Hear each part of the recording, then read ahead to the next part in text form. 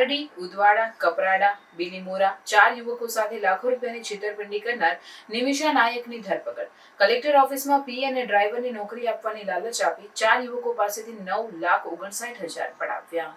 પારડી નજીક અંબાજ ગામની અને હાલ તાપી જિલ્લાના સોનગઢના ગતાડી ગામે રહેતી ભેજાબાજ નિમિષાબેન હરીશભાઈ નાયકાએ નકલી ડેપ્યુટી મામલતદાર તરીકે ઓળખ આપી તેણે ખોટા ઓળખપત્ર તૈયાર કરી વોટ્સએપ અને ફોન દ્વારા 4 યુવકોનો વિશ્વાસ જીતી તેમને કલેક્ટર ઓફિસમાં પી અને ડ્રાઈવરની નોકરી આપવાની લાલચ આપી ધોરણ 12 પાસ ભેજાબાજ યુવતીએ નોકરીના બહાને 4 યુવકો પાસેથી 9.59 લાખની ઠગાઈ કરવાનો ચોંકાવનારો બનાવ સામે આવ્યો. પ્રથમ યુવતીએ ઉદવાડાના માનવ પ્રવીણભાઈ પટેલના સંપર્કમાં આવી અને તે સુરત ખાતે નોકરી કરે છે એવું કહી વિશ્વાસમાં લીધું અને કચેરીમાં પીએ તરીકેની નોકરીના નામે 4.75 લાખ પડાવ્યા.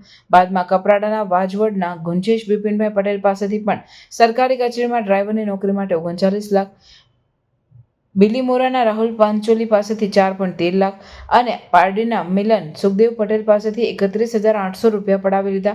આ રીતે કુલ 9,59,750 પડાવી લીધા હતા.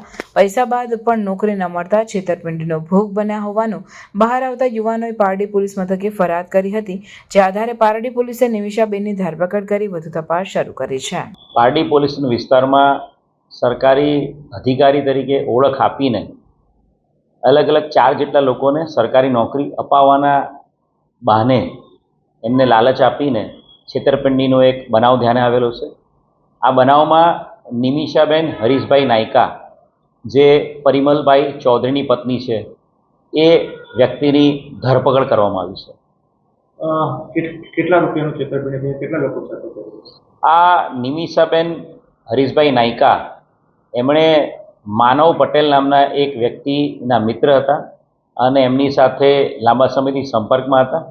નિમિષાબેને સૌથી પહેલાં માનવને પોતાનો શિકાર બનાવ્યો હતો. નિમિષાબેને પોતે કોમ્પ્યુટરાઇઝ ગવર્મેન્ટ ઓફ ગુજરાતનું જિલ્લા પ્રાથમિક શિક્ષણ અધિકારી નવસારીનું એક કોમ્પ્યુટરાઇઝ ખોટું ઓળખ કાર્ડ ઊભું કર્યું હતું અને પોતે પોતાની ઓળખ નવસારી ખાતે ડેપ્યુટી મામલતદાર તરીકે ફરજ બજાવે છે એવી આપી હતી.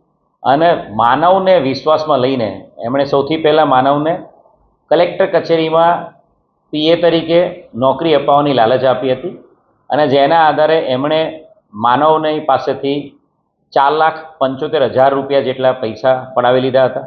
અને ત્યારબાદ માનવ જેવા અન્ય 3 વ્યક્તિઓ અને 3 બીજા વ્યક્તિઓ જે માનવ થ્રુ અલગ અલગ સમયે નિમિષાના સંપર્કમાં આવ્યા હતા એવા અન્ય 3 વ્યક્તિઓને પણ એમણે સરકારી નોકરી ખાસ કરીને કલેક્ટર કચેરીમાં પીએની અને ડ્રાઈવરની નોકરી અપાવવાની એને લાલચ આપી હતી.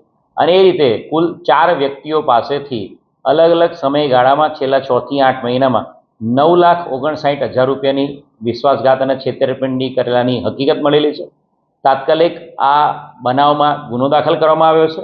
ગુનો દાખલ કરીને આરોપી નિમિષા ચૌધરી જે હાલ સોનગઢ તાપી ખાતે રહે છે એની ધરપકડ કરવામાં આવી છે. આરોપી હાલ રિમાન્ડ ઉપર છે. આરોપીએ જે ઓળખ કાર્ડ બનાવેલું હતું એ ઓળખ કાર્ડ ખોટું છે એ પ્રસ્થાપિત થઈ ગયું છે અને એના આધારે અલગ અલગ કલમો હેઠળ ગુનો દાખલ કરવામાં આવ્યો છે. આરોપીની વધુ હાલ પૂછપરછ ચાલી રહી છે.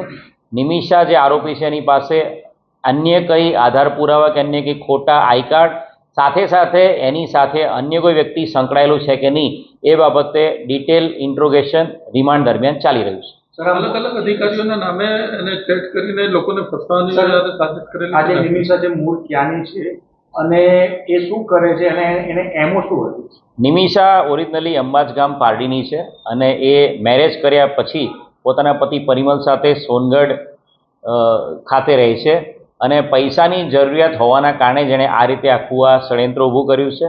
અને નિમિષાએ પોતે પોતાની પાસે રહેલા પોતાના પતિનો, પોતાના ફોઈનો, પોતાના ભાઈનો, પોતાની દીકરીના નામે અલગ અલગ નંબર, ફોન નંબર એણે લઈ લીધેલા હતા અને બધા જ ફોન પોતે જ યુઝ કરતી હતી. અને એ ફોનમાં વોટ્સઅપ એક્ટિવેટ કરીને એ પોતે અલગ અલગ અધિકારી તરીકેની દિલ્હીના આઈએસ ઓફિસર, સોનગઢ સરીગામ છે ત્યાંના ડીડીઓ ઓફિસર, એવી રીતે અલગ અલગ ઓફિસરની ઓળખ આપીને આ જે વિક્ટિમ્સ છે 4 એમની જોડે ચેટિંગ કરતી હતી ને એમને વિશ્વાસ અપાવતી હતી કે એમને સિનિયર ઓફિસરો ડાયરેક્ટ સંપર્કમાં છે જેથી કરીને એમને નોકરી અપાવવામાં એમને વિશ્વાસ આવી જાય.